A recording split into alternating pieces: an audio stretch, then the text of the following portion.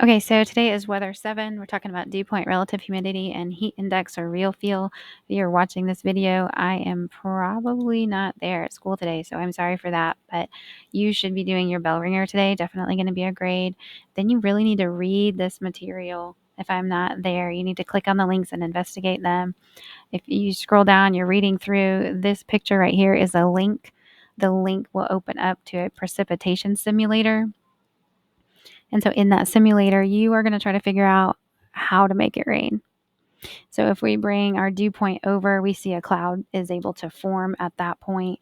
Bring our temperature closer, we get a more dense cloud, and we see, I think these are little ice balls. Okay, so hail is coming down. If we move that a little bit, change the temperature, we might get some rain. Okay, so in your lesson, it tells you in your notebook to write down what temperature and dew point that you get rain, what temperature and dew point do you get snow, what temperature and dew point do you get hail, just kind of all of the kinds of precipitation, and notice what else can you do. Notice as soon as we move that dew point and temperature over, we're going to get snow and sleet. So you want to use that simulation, play with that simulation, see what you can get to happen. Remember, you have this temperature comparison here. These are all listed in Celsius. But to compare that to Fahrenheit with what we know and what we're familiar with is important. So there's that instruction. Give an example of these. And then we have the heat index and wind chill. You're going to get a bunch of questions about this in your exit ticket. And so in your exit ticket, you want to be able to understand what it's saying. If we look at the colors, the heat index is color coded. So if the air temperature is 80 degrees, you need to have caution, but not extreme caution, all the way across to 100% relative humidity.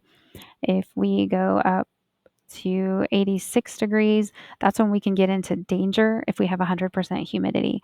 So just using this like a chart, we have the air temperature on the right, the relative humidity across the top. And if you notice, like at 108 degrees, it doesn't matter what the humidity is. That's extreme danger to be outside. And so those are the kind of questions. When is it extreme danger? When is it danger in this orange? And when should you show caution? So you're really just using this like a data table, almost like a multiplication chart. You're going to go across, find the air temperature at 92.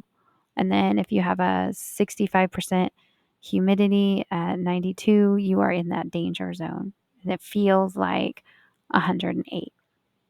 So these temperatures in here are kind of that real feel number, and the heat index that would be reported in your weather app or online. So it kind of gives you an idea of where the danger zones are.